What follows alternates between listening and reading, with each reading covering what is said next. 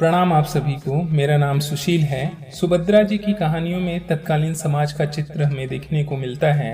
कमोबेश आज भी वैसा ही समाज हमें देखने को मिलता है। उनकी कहानियों में कथाकार का मर्म और पैनी किंतु संवेदनशील दृष्टि है। आज हम उनकी कहानी किस्मत के पास आपको लेकर चलते हैं। भौजी, तुम सदा सफेद धोती क्यों पहनती हो? मैं क्या बताऊं मुन्नी। क्यों भौजी, क्या तुम्हें अम्मा रंगीन धोती नहीं पहनने देती? नहीं मुन्नी, मेरी किस्मत ही नहीं पहनने देती। अम्मा भी क्या करें। किस्मत कौन है भौजी? वह भी क्या अम्मा की तरह तुमसे लड़ा करती है और गालियां देती है? 7 साल की मुन्नी ने किशोरी के गले में बाहें डालकर पीठ पर झूलते हुए पूछा, किस्मत कहाँ है भौजी, मुझे भी बता दो। सिल पर का पिसा हुआ मसाला कटोरी में उठाते हुए किशोरी ने एक ठंडी सांस ली। बोली, किस्मत कहाँ है मुन्नी, क्या बताऊं। आंचल से आंसू पोंछ कर किशोरी ने तरकारी बघाड़ दी। खाना तैयार होने में भी आधे घंटे की देर थी। इसी समय मुन्नी की माँ गरजती हुई चौके में आई। बोली, 10 साढ़े 10 बज रहे हैं, अभी तक खाना भी नहीं बना। बच्चे क्या भूखे ही स्कूल चले जाएंगे? बाप रे बाप, मैं तो इस कुलच्छनी से हैरान आ गई। घर में ऐसा कौन सा भारी काम है जो समय पर खाना भी नहीं तैयार होता? दुनिया में सभी औरतें काम करती हैं या तू ही अनोखी काम करने वाली है?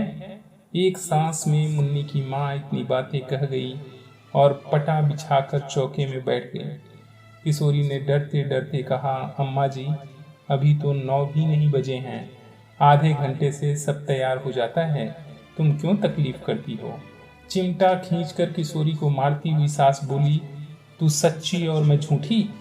10 बार राण से कह दिया कि जबान न लड़ाया कर, पर मुंह चलाए ही चली जाती है। भूली किस घमंड में है?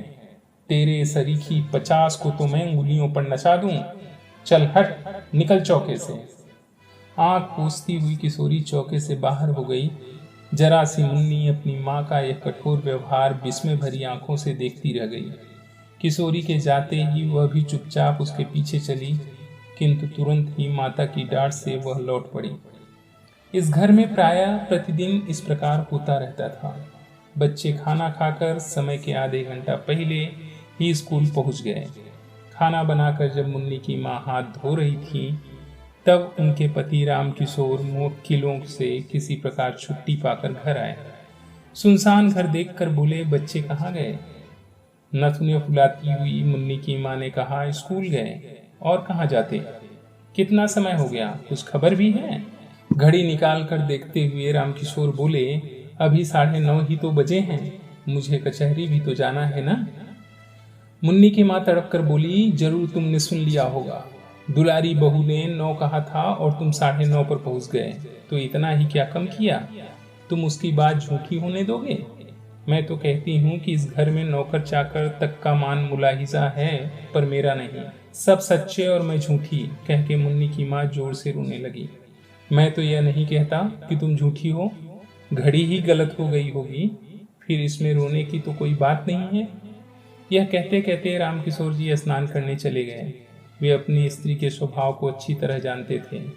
किशोरी के साथ वह कितना दुर्व्यवहार करती है, यह भी उनसे छिपा न था। जरा जरा सी बात पर किशोरी को मार देना और गाली दे देना तो बहुत मामूली बात थी। यही कारण था कि बहू के प्रति उनका व्यवहार बड़ा ही आदर और प्रेमपूर्ण होता था। किशोरी उनके पहले विवाह की पत्नी के एकमात्र बेटे की बहू थी। विवाह के कुछ ही दिन बाद निर्दयी विधाता ने बेचारी किशोरी का सौभाग्य सिंदूर पोंछ दिया। उसके मायके में भी कोई न था, वह अभागिनी विधवा सर्वथा दया ही की पात्र थी। किंतु ज्यों ज्यों मुन्नी की माँ देखती कि रामकिशोर जी का व्यवहार बहू के प्रति बहुत ही स्नेहपूर्ण होता जाता है, त्यों त्यों किशोरी के साथ उनका द्वेष भाव बढ़ता ही जाता। रामकिशोर जी अपनी इस पत्नी से बहुत दबते थे।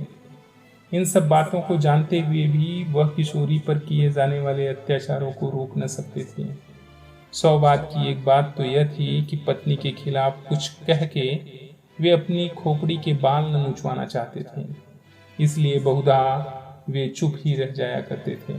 आज भी जान गए कि कोई बात जरूर हुई है और किशोरी को ही भूखी प्यासी पड़ा रहना पड़ेगा। इसलिए वे कचहरी जाने से पहले किशोरी के कमरे की तरफ गए और कहते गए कि भूखी न रहना बेटी, रोटी जरूर खा लेना, नहीं तो मुझे बड़ा दुख होगा। रोटी जरूर खा लेना, नहीं तो मुझे बड़ा दुख होगा। राम किशोर का यह वाक्य मुन्नी की माँ ने सुन लिया। उनके सिर से पैर तक आग लग गई। मन ही मन सोचा, इस चुड़ैल पर इतना प्रेम। कचहरी जाते जाते उसका लाड़ कर गए, खाना खाने के लिए खुशामद कर गए। मुझसे बात करने की भी फुर्सत न थी।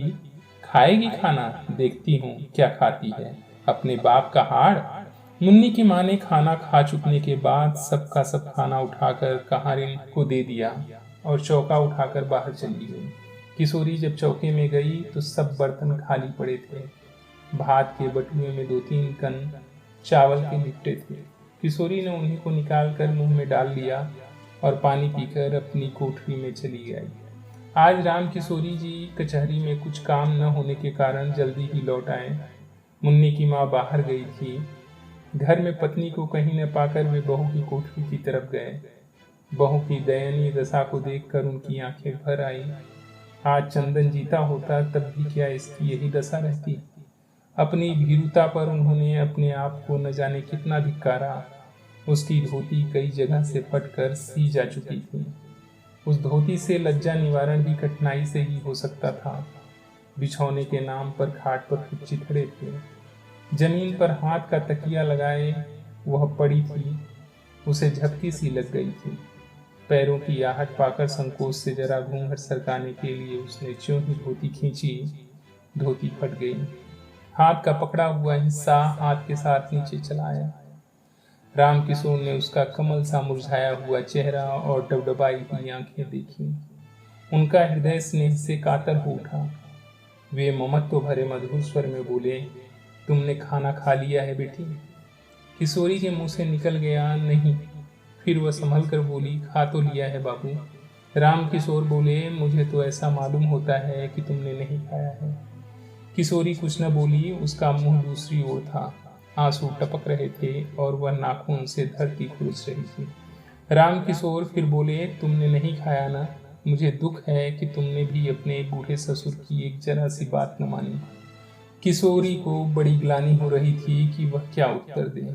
कुछ देर में बोली, बाबू मैंने आपकी आज्ञा का पालन किया है। जो कुछ चौके में था खा लिया, झूठ नहीं कहती। राम किशोर को विश्वास न हुआ। कहारिन को बुलाकर पूछा तो कहारिन ने कहा, मेरे सामने तो बहू ने कुछ नहीं खाया।